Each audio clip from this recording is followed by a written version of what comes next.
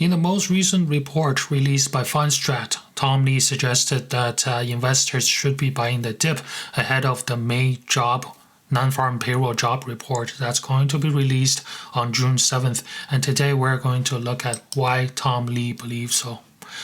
And right now, S&P 500 and Nasdaq 100 has been down about 1 to 2% range from its previous all-time high a couple of days ago. Tom Lee believes it's a good buying opportunity because the latest PCE data was recently released for the month of April is showing optimistic numbers. And of course, PCE inflation report is the most important inflation report. It's the one that Federal Reserve looks at to help setting its monetary policy. Tom Lee mentioned that in the PCE report, it showed a 0.25 month-over-month increase of the core PCE, in line with the economists' expectation.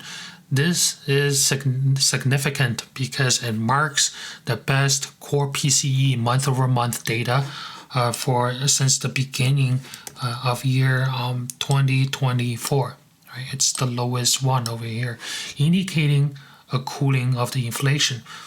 But what should be noted is that in the official reporting, right, the data was reported to be 0.2% core PCE month-over-month gain, but the actual data is 0.249%. So it should be rounded to 0.25%, but because of how the report only shows one digit after the decimal point, so it got rounded down to a 0.2% instead. In Tom Lee's report, he also indicated the implications for Federal Reserve policy.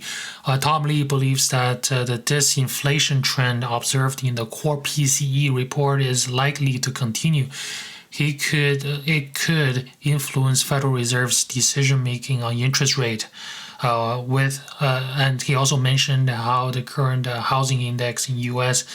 is below 6% year over year. So this is the chart of the latest CPI report, the shelter index. As we can see, year over year wise, it is down to 5.5% right now. And Tom Lee also mentioned that if we look at the PCE inflation report minus the housing index, right now the month-over-month gain is even lower than 0.25. It's at 0.22% month-over-month. It's down from the 0.31% in March. So he believes that it's going to drive the expectation that Federal Reserve might consider interest rate cut later this year. And this chart shows you the core PCE. So PCE minus energy minus food and also minus housing, right? So this one is down to an increase of 0.16% month over month.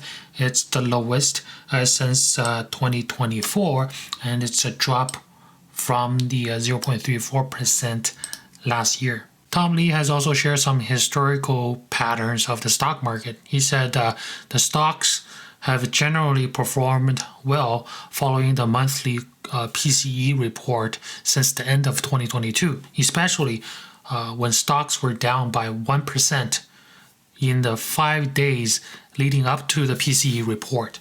So this has happened 4 times since the end of 2022, and in all 4 times, stocks were higher a week after the PCE report, and with an average gain of 2.3%.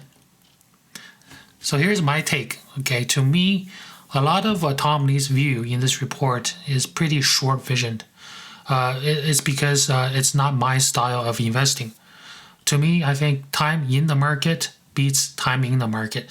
I do not encourage any retail investors to time the market based on anything, right? Especially don't base it on an economic report. Even though the core PCE does show the lowest month-over-month growth since the beginning of 2024, but it's currently at 2.7% year over year for the core PCE, as shown in the blue line in this chart. Okay, it's still well above the 2% Federal Reserve inflation target as shown in the yellow line in this chart. If we look at the annualized core PCE over 3 months, which is shown in this light blue line here, it's actually at 3.5% right now. And the annualized core PCE over past 6 months is currently at 3.2%. So the annualized data, they look even worse. They're further away from the 2% target. So it seems like Federal Reserve may actually have to continue to wait and see.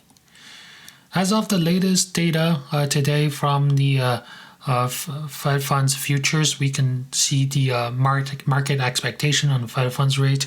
So on June 1st, the market is expecting one rate cut, right? One rate cut in 2024 happening in September FOMC. In comparison, last time I pulled the data was on April 14th.